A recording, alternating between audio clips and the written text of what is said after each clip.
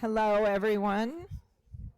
It's wonderful to see you here, and it has just been delightful to get to know people at the reception. I know there's many conversations we're having and will have, and that could be continued for a long time, but we're going to take a moment for our program.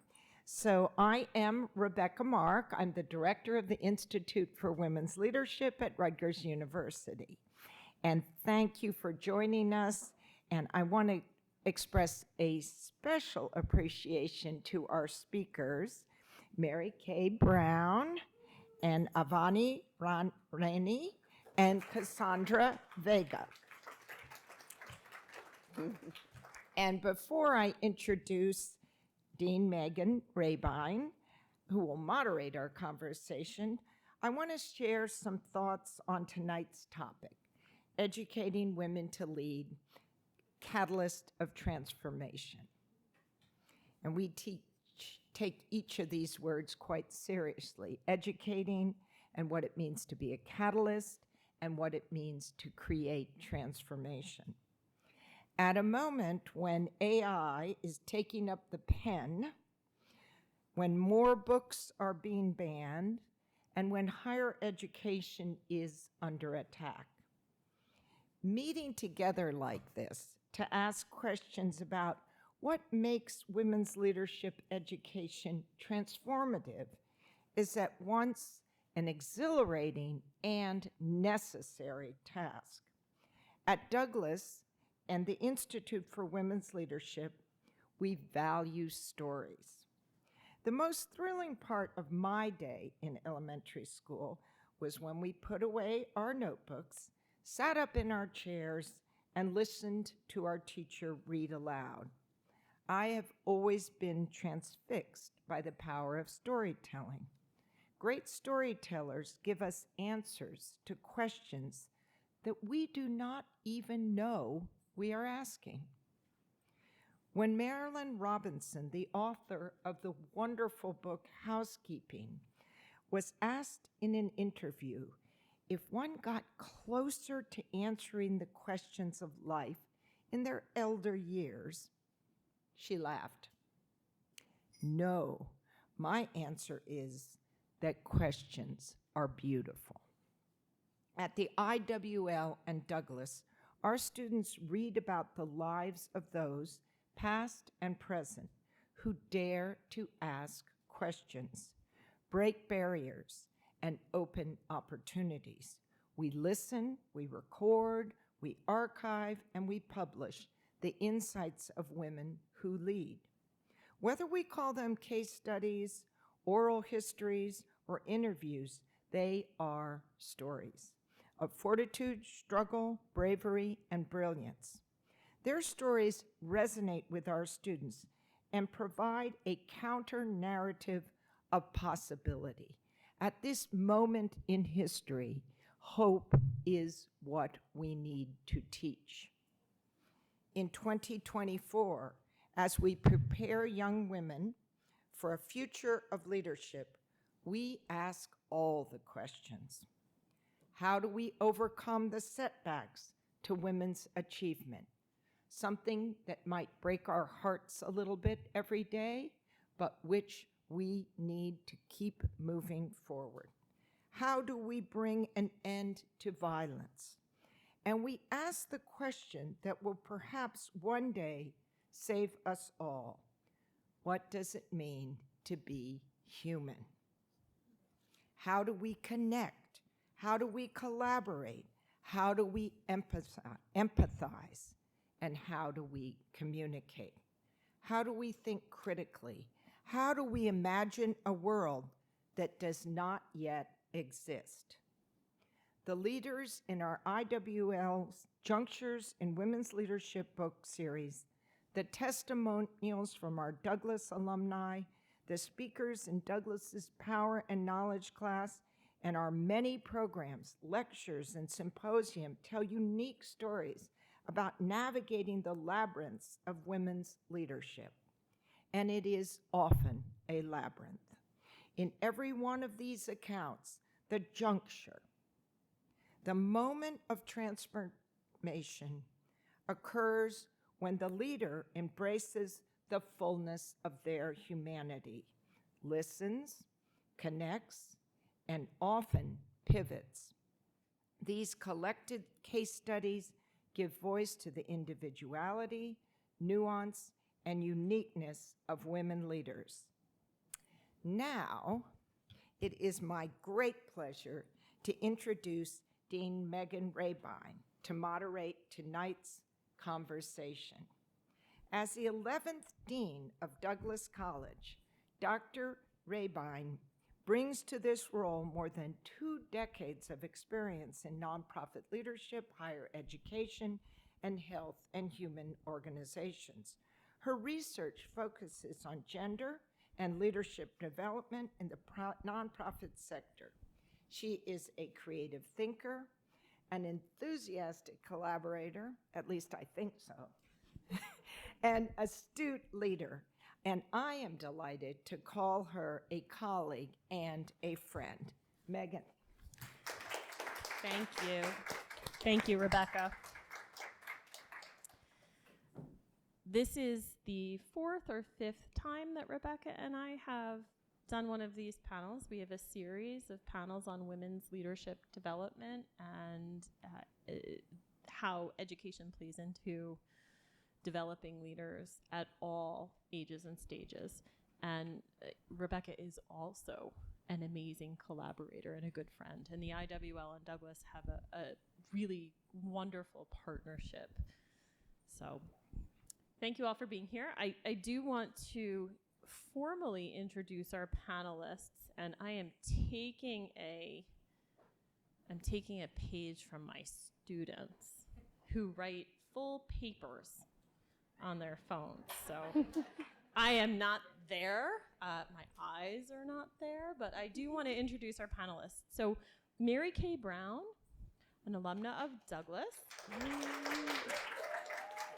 Mary Kay is an active member of the Douglas Advisory Board and an accomplished attorney. So after an impressive start clerking for the Supreme Court of New Jersey, Mary Kay broke new ground in Philadelphia, co-founding the city's first all-women-owned commercial litigation firm. She's played a significant role in several landmark cases and has been named a Pennsylvania super lawyer for the past 17 years. Avani Rana, who I am so grateful to know because her own work is in leadership development in the higher education sector. She is a Douglas alum and director of, we have to say it, it's a long title, Director of Co-Curricular and Leadership Development at the College of New Jersey. She's been working in this space for 2 decades, and she has a deep focus on leadership development, academic advising, and embedding social justice into education. Her innovative approaches have left a lasting mark. And Cassie Vega. I've spent a lot of time with Cassie over the past couple years. Cassie is a soon-to-be alumna of Douglas and Rutgers. She'll be graduating in just a couple weeks. We're in countdown mode, all of us. Yeah. So Cassie is a Douglas student. She is majoring in political science with a minor in Latino and Studies and Women and Gender Studies. yes, because one was not enough. Cassie's also an IWL leadership scholar. She co-founded the Fellows in Racial Justice Learning Community, and she organized the inaugural Racial Justice Summit. Looking ahead, she is looking forward to law school to further her commitment to amplifying marginalized voices. Oh, really excited to have these women here. So we're going to have a conversation. We're going to talk through a couple things. We're going to share some stories. I will open up for questions from the audience when we get a little further into the panel, but I'm going to dive right in. I'm going to start with you, Cassie. Okay. Can you share some stories about what college experiences have prepared you to jump into the world as a leader already? That's a very difficult question, because if any of you have ever heard me say anything, I love Rutgers and I love Douglas. So I feel like everything that I've done there has really prepared me for the world. But I think what comes to mind first is probably that first semester that I was on campus, because for those of you that may remember, if I'm graduating 2024, that means I was the COVID year. So coming into my freshman year, it was completely online. So I was taking all of my classes from my parents' basement. So that first year on campus, I was part of the Global Village, which is a program at Douglas where you're able to kind of live with other students who are passionate about something similar. So I was in the Human Rights House, and I was elected the Global Village Ambassador. So I was kind of in charge of the direction that we wanted to focus on in the Human Rights House. And I think that was such an amazing experience for me, because I was able to learn what it means to be a leader in a room full of peers, because we were all taking the same class, we were all in the same grade, we cared about the same things, but I was somehow in a position of leadership. So it was really interesting to figure out, how can I balance their interests with my interests, and making sure that we're still on theme and fulfilling the goals of the Global Village and the Human Rights House. So I feel like that was a really great experience. And then, not to plug IWL too much, but I think being an Institute for Women's Leadership Scholar was one of the best things that I did at Rutgers. I was able to be in community with so many different women from so many different backgrounds, and to be able to learn from them and what they think leadership meant and what I thought leadership meant, and to learn from some of the most amazing women, I think, to ever grace Rutgers University, and for them to teach me what it means. As someone who considers myself a feminist and a young person, it really shaped my idea of feminist leadership. And I think we're going to get into that conversation a little bit later about why that's so important. But I would say those are two standout experiences that happen to be related to, feminism, but also definitely shaped who I am today. Thank you. Ivani, you work in this space. Mm-hmm. You are responsible for building those college experiences that develop leadership identity for students while they're on campus. What has your own journey kind of post-graduation been as you built out your own leadership identity and started to learn how to teach other people to do the same thing?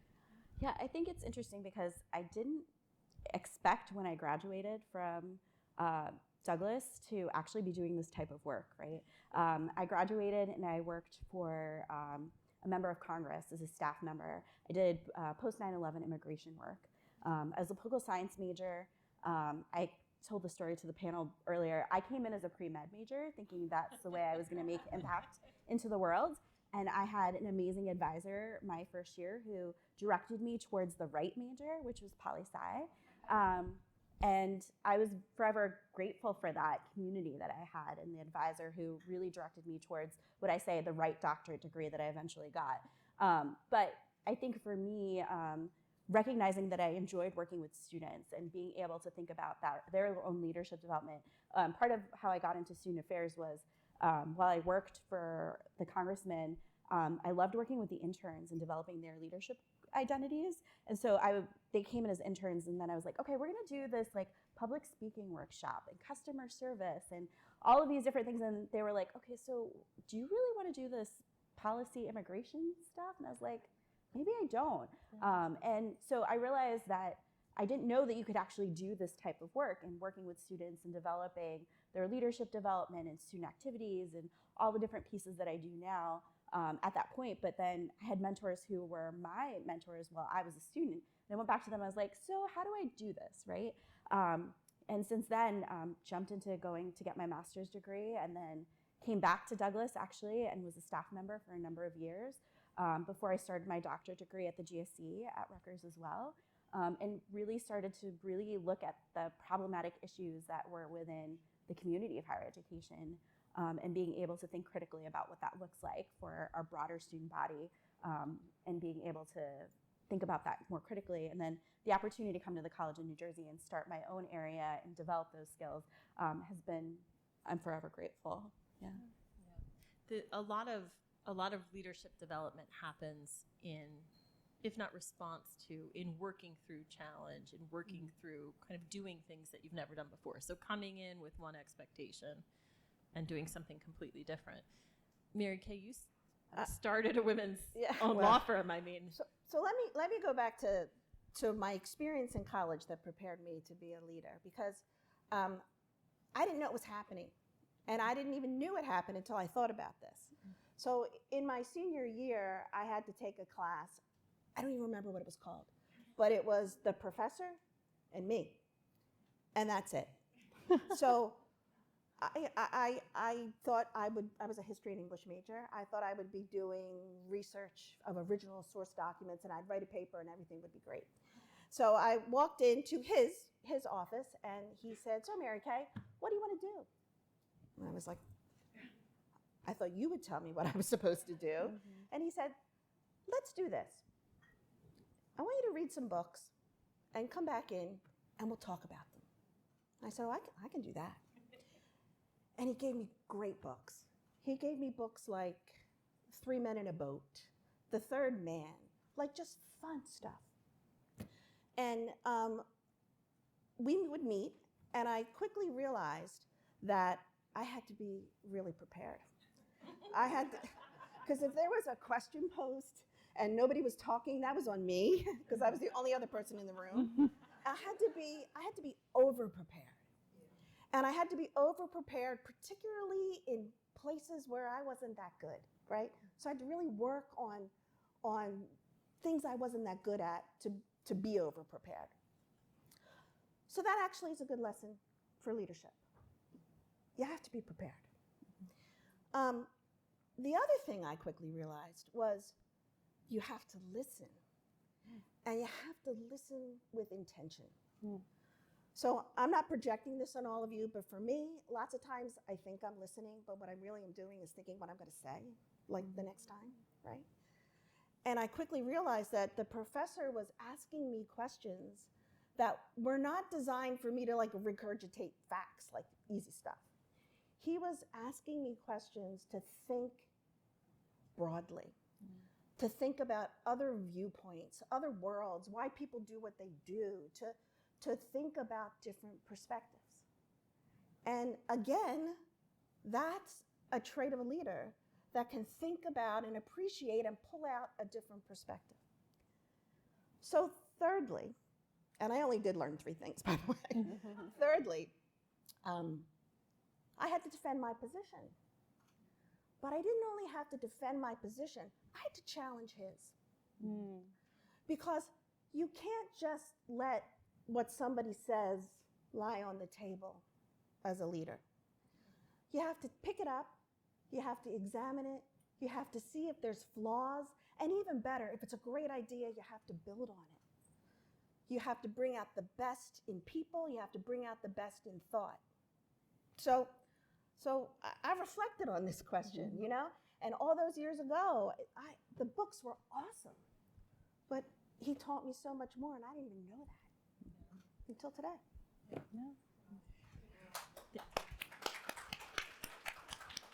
Professor Gottfried, he was awesome.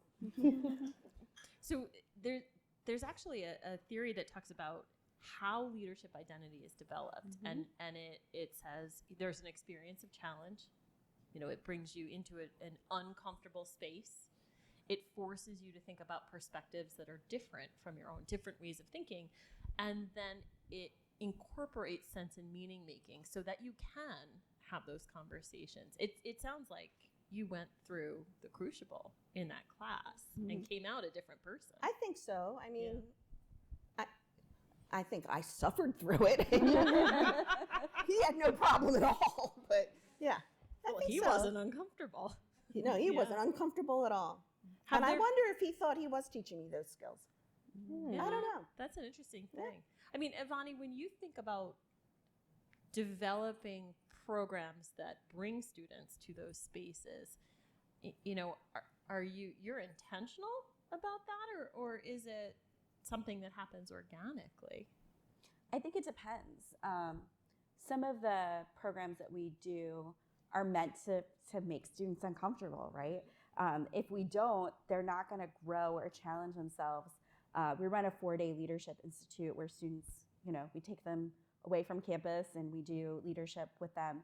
And oftentimes this is the first time students are like staying in different spaces, sharing space or doing different things. And often they're like, I don't know about this. Like, and after they come out at the end of it, they're like, oh my God, this was amazing, and doing that.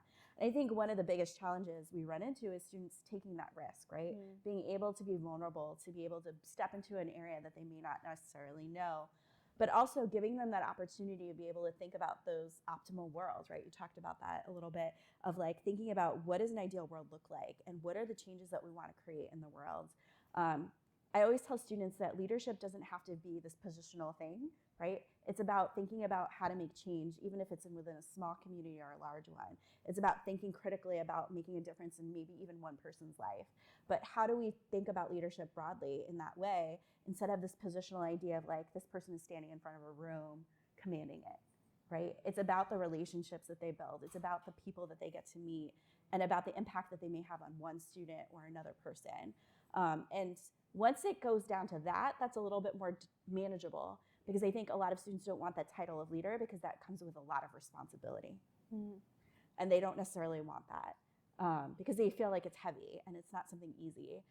But then once we boil it down to some things like that, then they're like, oh, okay, I am making an impact. I am making a change. I am able to impact my small student organization or do something. And then they've built on that more and more. And be able to kind of build those skills in different ways. So I think sometimes it's challenging students, and sometimes it's helping them along once they've realized that they've kind of made that little leap, to support them as they do that. Cassie, that sounds like you.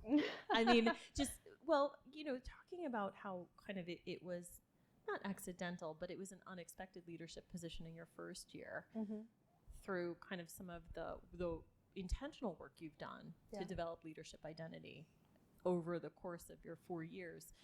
I think pretty much everybody at Douglas would acknowledge that you are a leader of students on campus. Aw. I mean, well, so talk a little bit. I mean, talk a little bit. You had a couple really unique experiences over the past year. My favorite was when you got to introduce the president at the stakeholders address. But you know, how has that leadership journey felt? Not just how it started, but how has the whole thing kind of unfolded for you? Yeah, sometimes it truly does feel unreal. I think also sometimes I forget how much I'm doing and that other people can see it. So for commencement, we do a video. So you're allowed to like take a little video and it'll be shown up on the screen. And I had went with one of my friends, and the person who was recording for ITV was like, oh, I just saw you. Because it was for the stakeholders address, and then I was doing something for my other job at the Institute for the Study of Global Racial Justice. And he was like, wow, you're everywhere. And I was like, no, I think I'm like normally involved, like medium involved. And my friend was like, Cassie, you are the most involved person I know. And sometimes it's funny to see that. But I think my leadership journey has just felt honestly very natural. I think it's in large part due to the support systems that we have here at Rutgers and at Douglas. I never felt like I was taking on too much. I think I always felt empowered to take on exactly as much as I did. If anything, I feel like I was empowered and encouraged to take on more if I was ready for it. So I don't think I ever felt like there was something holding me back or that there was too much. And I think especially at the ISGRJ where I work, I had helped found the Fellows in Racial Justice Learning Community, which is Rutgers' first undergraduate academic program for students passionate about activism and advocacy. So we work in New Brunswick, Newark, and Camden. So I help run that program. And that has probably been, I think, what I consider to be my legacy here at Rutgers. It's been really amazing to work with Black and brown students at all 3 campuses and see how we can kind of create that beloved community throughout all of Rutgers. And even though it does feel like a large leadership position, sometimes I'm just like, yeah, it's just what I do. It's just what I love doing. And again, I think it's in large part to women like both of you who came before me and showed like, that's something I can do. There's no reason why as an undergraduate I can't take control of my education and help others. There's no reason why I can't be an IWL scholar my sophomore year. There's no reason why I can't do these things, because you guys have created this space where it feels like this is just the natural progression of things. This is what Douglas does. It is. Mary Kay, one of the questions we always get is, what are your success strategies? What are the things that you do that help you thrive as a leader? And what advice would you share about how to continue to thrive as a leader? Well, I think it's important that you keep learning all through your life. Just keep learning, leader or not. So I can tell you about an interesting experience I had about 10 years ago. So I guess my partners here, we had started a law firm maybe in '07, I think. Got invited to join something called the Women's President Organization, which was women who own their own businesses that had revenue at a certain percent. And it was geographically based, and there was only so many women that could be part of it. So we would meet once a month, and we would sit around the table, and we would talk about everything: employment issues, financial issues, growth, vision, not just where we are now, where do we want to be 5 years from now? But the best part was it was cone of silence. So whatever happened in that room could not leave that room. So guess what? People were really honest. And people were honest not just about their successes, which of course is fabulous, but they were honest about their mistakes. And for me, I've always learned more from my own mistakes and other people's mistakes than my successes. So that was an amazing situation where I was learning from other leaders and other leaders were learning from me. But you have to keep doing that all through your life. You just have to continue to learn. The other thing I do is I do not beat myself up. All right?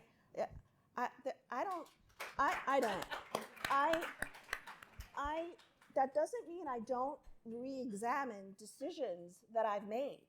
Do that all the time. But I don't get overly critical of myself. I like to think I'm my own best friend. And sometimes you can really do damage to yourself if you're, let's face it, you're at the top of your game, my friend, right? And sometimes those voices can get in your head to say, you should have done this, you should have been here, you should have said this, you should have done this better. No. So I think that's important for women.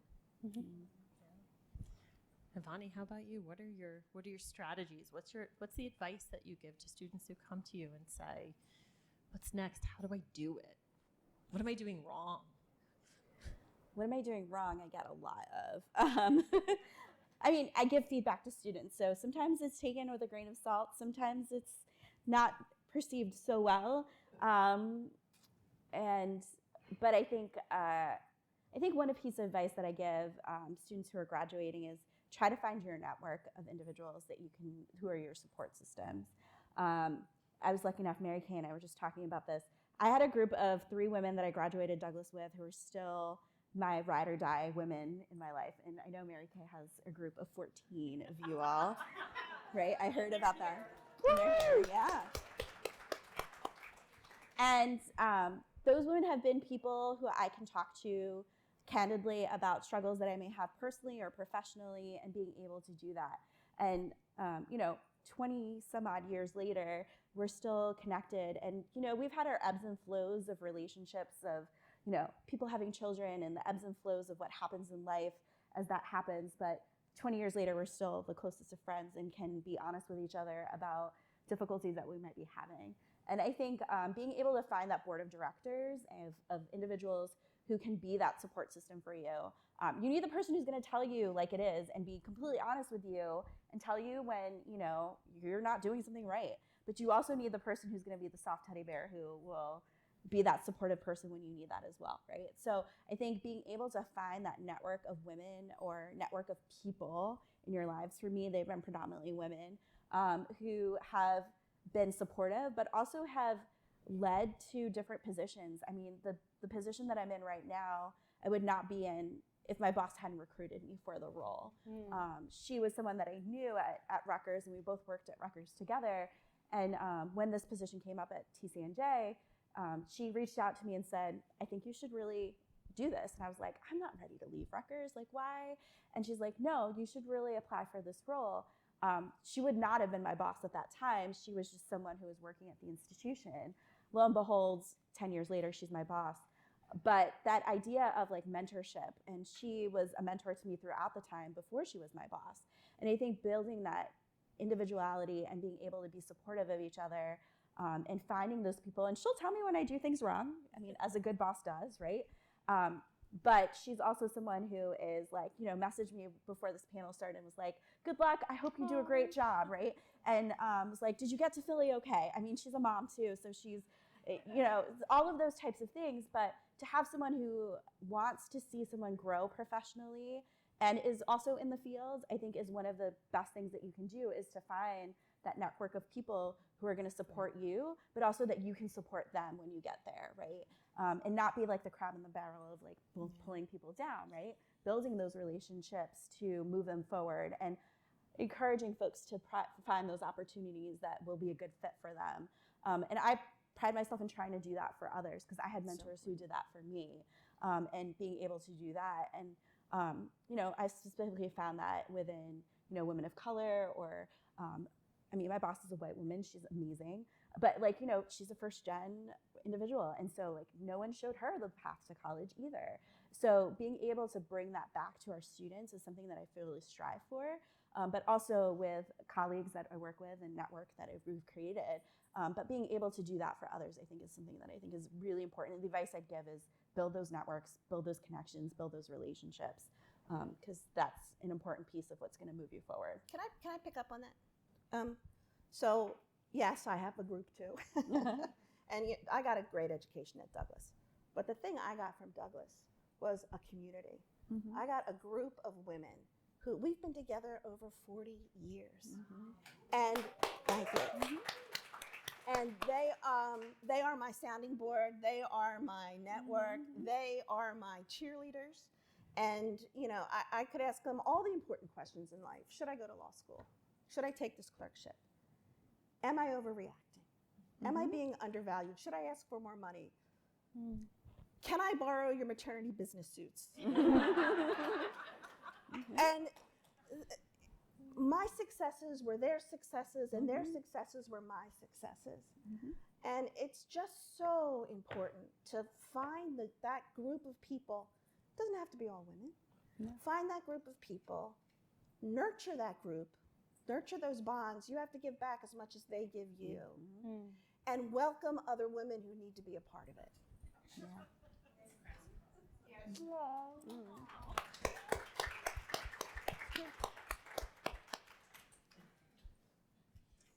How about you, Cassie? What advice would you give? Give the audience a moment. I think it's hard to follow everything that they said. I kind of think that what both of you had said about finding a community is just the most important thing. I think that is the number one thing that I can say that Douglas and Rutgers has given me, is that sense of community, and also, again, empowering me to create my own when I couldn't find it. There were spaces at Rutgers where I was in and I was like, okay, this is good, but it can be better. And if I couldn't find it, they gave me the opportunity to create it. So I created these spaces on these different campuses. And again, I also had my friends text you beforehand, like, good luck, what do you mean you're in Philly? For also the younger people, how you shared your location with my friends. I did get 8 texts that are just like, why are you in Philly? You just had class. So again, just having that network. And I hope to have my friends in my life for 40 years, because they are amazing. And I think it's the same thing, that they inspire me. And when they do something amazing, I feel like I'm part of that with them. So nothing new, just everything you guys said. I just feel like I genuinely, and I think everyone in this room can also say that, I think in your head you can see that group of friends that you have in your life, that you're like, these are the people I can lean on, whether it's for personal, whether it's for professional. It's amazing to be able to have that group that you know that you can rely on. It's honestly a blessing. And you can continue building it your entire life. I mean, if you didn't graduate with that group, you can still find it. I just left 11 other women that I wrote a book with over the course of the past year. And it's a year. It's not a lot of time. And we already have that kind of a relationship. You can build them. You don't need to come with them. So I'm going to switch a little bit, kind of get into some serious mode. But there's a lot of research about leadership. There's a lot of research about gender and women's experiences. What do you think we still need to think about? What do we still need to research to really advance women and leadership? I can take this one. I think to the top of my mind, there's two things. So the first one, again, stealing from IWL, the difference between women's leadership and feminist leadership. There's a difference between just being a woman and being a leader and embodying those feminist values and being a leader. They can both, you can be a woman and be a feminist, but there's some women who are in positions of leadership that I would not consider that act in the best interest of women and other gender minorities. So I think kind of finding out what is the difference and looking into how can feminist leadership transform not just, educating women, but educating gender minorities, educating men, right? We all kind of need to go through this education together. And then the second thing, which I think most of the women of color in this room can attest to, is also seeing where are the weaknesses when it comes to women of color. Because oftentimes we talk about women as a whole, but there's also different experiences that we all go through, whether you're a Black woman, a Latina, an Asian woman, a Middle Eastern woman, the experiences that we have are different. And I also think sometimes it's hard because, my friends who are Asian, sometimes they're like, what does Asian even mean? Do you guys know how big Asia is? The difference between what a woman of Chinese descent goes through and a woman of, Bangladeshi descent goes through can be completely different. So I think also seeing the differences that we have in that way is really important because I think we talk about it, but some more research on it would be really helpful. Because again, the strategies that at least I utilize when I look at, okay, how do we get EOF women, to feel like they can be more involved in these things, kind of differentiate based on race because they have different needs. So I think that would be something that would be really great. Excuse me. Show my age, EOF. Oh, Educational Opportunity Fund. Educational Opportunity Fund. Yes. Yeah. We all just went, what's it? When was it created at Rutgers? 1970s? Yeah, it's yes, and it's a program that offers first-generation students an incredible kind of level of support and access. EOF students are often Douglas students also because it's a very symbiotic relationship in terms of what Douglas provides and what EOF provides. And we find that our EOF students tend to be some of the most successful. And the most ambitious. And the most ambitious, for sure. Yeah. Thank you for the question. So I will let Ivani and Mary Kay answer this question about research too, and then we will open up to questions from the audience. So bless you. I want to echo the research piece about the intersectionality with race, because I think that is a huge piece. I also think socioeconomic status. I think those two pieces are such a part of identities that we don't really examine and brings such a multitude of dynamics as folks go into the workforce and be able to manage those expectations. And I think those pieces are really important to kind of examine as we think about those. I think it's also global, right? I work with students who come from all different countries, and the idea of leadership is different depending on where you are in the world and how that is depicted or how you approach different things. I think those are important pieces that we don't really talk about. And as we have a growing international population on our campuses, this is a piece that we should be focusing on to educate. But also as we have different opportunities to be global leaders, right? And as markets and different things like that become more global, how are we not just assuming that the American way of shaking hands or doing different things like that is what the norm should be? Because it's not. And so I think that's an important thing to focus on as well.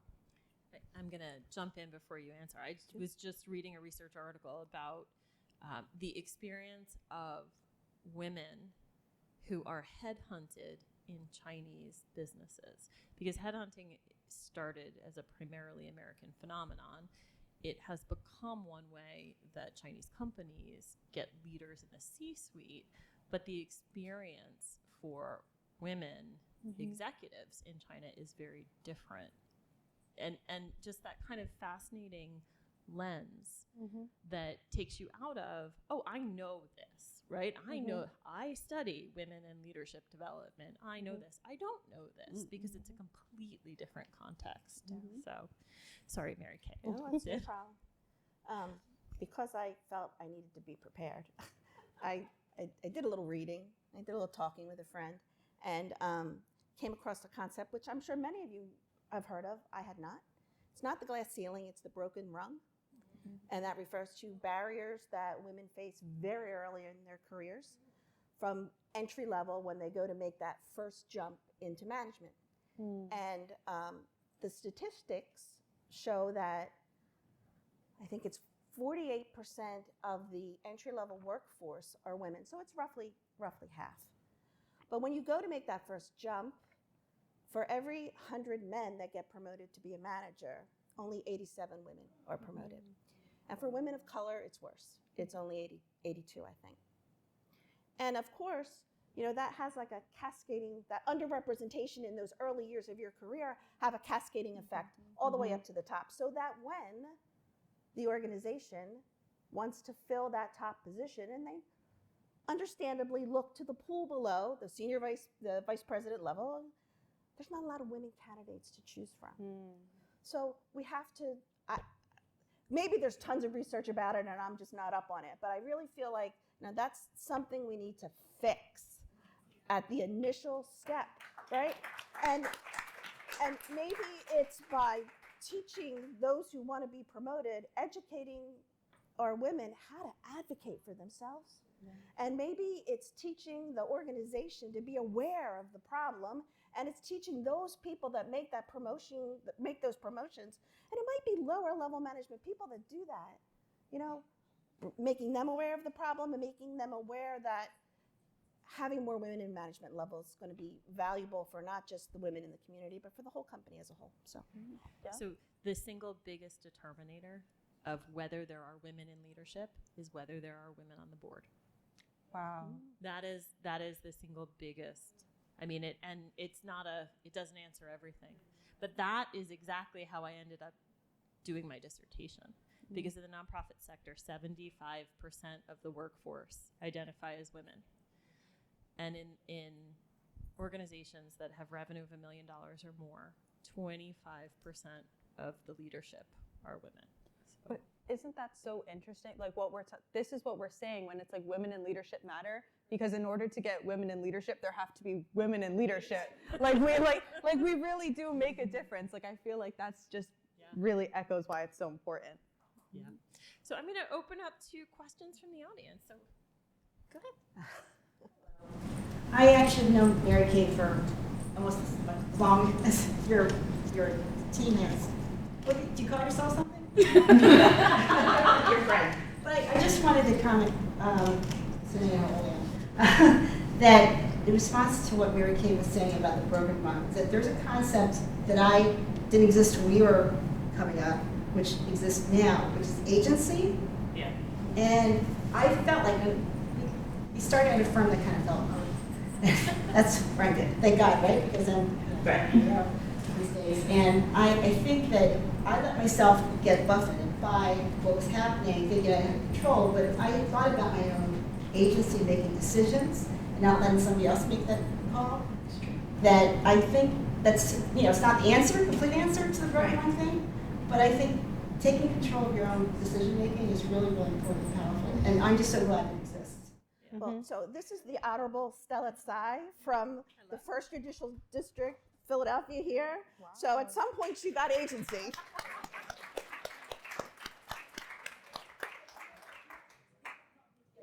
Yeah. Well, yeah. So that idea of agency and self-efficacy, Ivani, I am sure self-efficacy is one of the Big bywords that Yeah. gets in everything you do. This idea that you can. So we, in Knowledge and Power, one of the first lessons we go through It is Adrienne Rich gave a speech at Douglas, and she talked about claiming your education. Mm-hmm. So it's not something you receive. Mm-hmm. It's not something done to you. It's not something you allow to happen. Your education is in your control, and you can claim it. I think the same thing is true when you graduate. Yeah. Mm-hmm. You can start your own firm. Mm-hmm. You can you can take that leap and make the decision to go somewhere else. Yeah. And self-efficacy is something that can be learned, but it comes from within, right? It's not something that is given to you. It's definitely something that we try to instill in our students and try to build that up in a way that they feel confident in what they do. And I think in this generation of fake it till you make it, or TikToks, or seeing all the different things, right? I think sometimes folks are focused on this idea of competing with one another, or like doing that when they feel like, okay, so if I'm not doing to the level of this person, then that means I can't do it, right? And sometimes that can fake them out in thinking about that. So I hear that a lot with students to be like, well, I'm not at the level of this person, so I don't know if I should even try. And that's a piece that we're always trying to encourage students to be like, do you have to be like this person? Mm-hmm. Right? You don't. What about you? And what's your unique leadership journey? Mm-hmm. And how can you build that within yourself? Because you don't have to be like this person. You can have your own voice and your own way of leading, and that's okay. And I feel like sometimes there's that fear of owning it for themselves that can come into play. Yeah. I think what's also so interesting about that is I also, coming into college, felt like there was a certain path I had to take to get somewhere. And I think the claiming your education thing, by the way, brought me back. You said that, and I was like, I remember writing this for Knowledge and Power, again, from my basement. But yeah, it's like the moment you have a conversation with somebody about, oh, how did you get here? I feel like every conversation I've had, at some point, they're like, and I didn't know I was going to do this. Mm-hmm. I thought I was going to do this, and then I ended up doing that. And that was when I started to recognize that trend, it was so freeing, because I realized we're all chasing this fake little, route, but we all make jumps, because at the end of the day, what works for me may not work for you. Mm-hmm. And there's so many opportunities, and that's what's really amazing. There are jobs that exist today that didn't exist 5 years ago. Mm-hmm. So it's just, you have no idea what may be right for you. So you can't let these things, one route define you. And I really think claiming your education is true for a lot of things, but especially for Rutgers and Douglas, because it is just so big. Like, Rutgers is 30,000 something undergrads just in New Brunswick. Like, if you really need to be like, you know what? I am going to do this. I'm going to try it even if it makes me uncomfortable, even if it's not something I thought I was going to do. And you know what? Maybe it won't be for you. And now you know. But maybe it ends up being, the best decision you made. So I really feel like if I could, my mom would kill me if I ever got a tattoo, but if I did, it would say claim your education, because that's so true.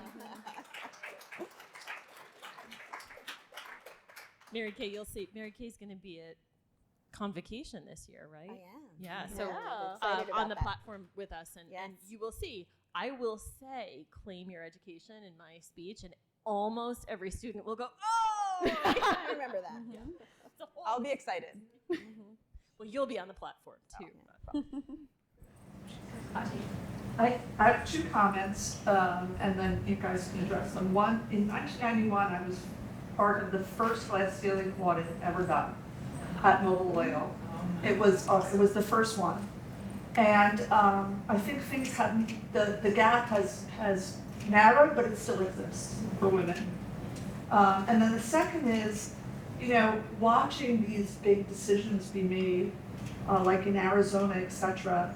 What is Rutgers and Douglas doing to help women get to places where they're running for offices, and we begin to shift how many people are in the Senate and the Congress or other leadership positions in the United States, and creating laws and approving laws, etc. Because we're losing our rights. We have a guest speaker in the audience. Woo!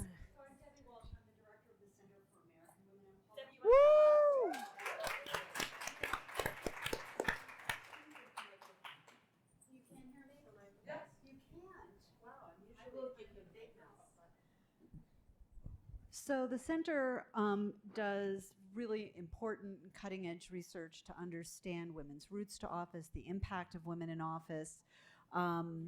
We study how women can have more voice in politics, and we're looking at that across race and ethnicity. We are looking at it across states, across jurisdictions.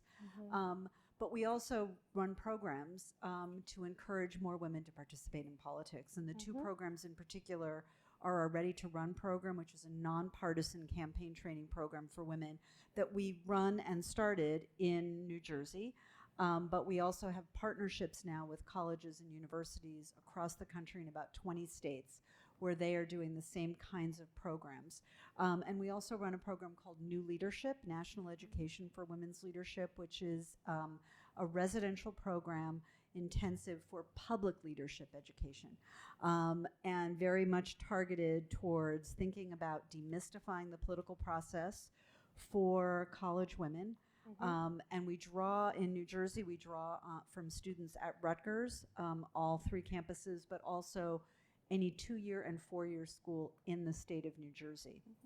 And that is so critical because I see this as sort of the long-term investment and the short-term investment, right? The short-term investment is women who are thinking, I want to run right now. And you teach nuts and bolts, you teach them how the party system works in the state. You help build their network so that they can make that decision and they can run right now. But that long-term investment of getting college women to see that they can have a voice, and it might not be running for office right now, but it could be working in government. It can be working to elect people who you support and care about. It can be being an advocate for the issues that you care about and learning how to do that. And again, we have that program in New Jersey, but in about 25 states around the country have replicated our New Leadership program.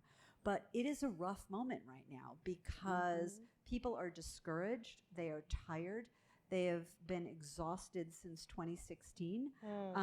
And we noticed it this year when we were doing the recruitment for our campaign training. In 2018, we had no trouble not only filling the Douglas Student Center where we do the program, but we had to expand it. And all of our partner programs around the country had the same, I wouldn't call it a problem. It was a quality problem, right? So many women were stepping up and saying they wanted to be more engaged. It continued a little bit, drop a little bit 2 years later, made it through the midterm elections this last time, and now people are tired, and I think they're looking at a system that feels broken, and we have to do more work, all of us, to make sure that we are identifying terrific women to run for office and terrific people to care about the lives of women and get them elected to office. But we have to do that. We have to do it both in the short term and in the long term with our students and investing in them. Yeah. Thank you, I mean, Debbie. public policy is our 3rd largest major at Douglas. So resources within the Big Ten, is that available to you? Yes, somewhat. Because we are part of the Big Ten. Big Ten, which is now like coast to coast. Right, and we have some of our, it's all of the schools in the country. But we have, some of the schools are actually our partners, either in our Ready to Run program or in New Leadership. But we don't, when you say the resources, what exactly are you talking about? Are you able to expand your programs into these Big Ten coast to coast? We need to have those schools buy in to the program. And each year we try to recruit 2 or 3 more schools so that we can grow it in a way that we can manage it and manage the growth. But it is a network that we tap into. But we also are in places that are not the Big Ten schools, some smaller schools. Eventually all the schools. But I don't know if like Mount St. Mary's College in California, I don't think they're going to be in the Big Ten.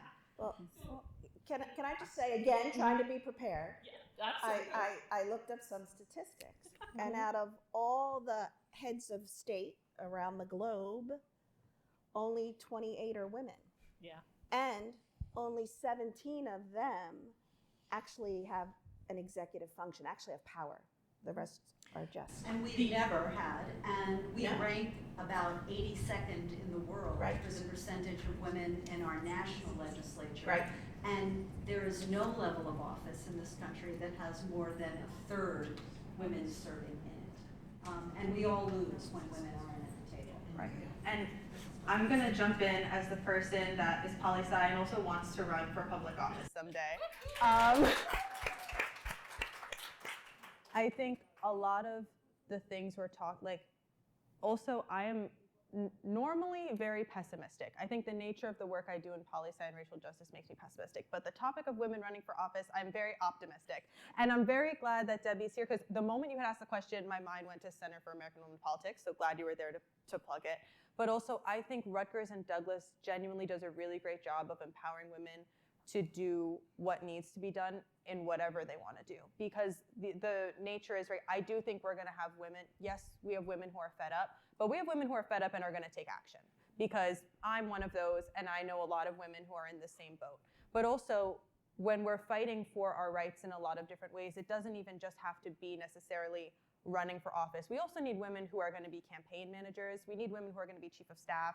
We need women who are going to go, fight in the courtrooms and make sure that they're, on the front lines defending it. We need women who, in abortion cases, we need women who are doctors and who are going to be able to attest, like, no, actually, this is protecting women, and these are the statistics. So I think Rutgers and Douglas does a really great job of making us civically engaged. So we're aware, and even if we're not going into public policy, we're not going into politics, this is how we can positively affect the law. This is how we can positively affect the policies that we're kind of suffering through right now. But I genuinely think it's going to get better because, in the words of Charlotte Bunch, it has to. It just truly has to get better. There's no reason that we are here and we believe in these things and it's not going to get better, because we won't let it get worse.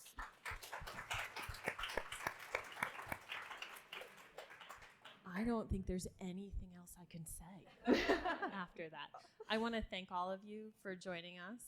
It's 7:15, and I want to respect everybody's time. I know an hour went really fast, but please, just another round of applause for these amazing women.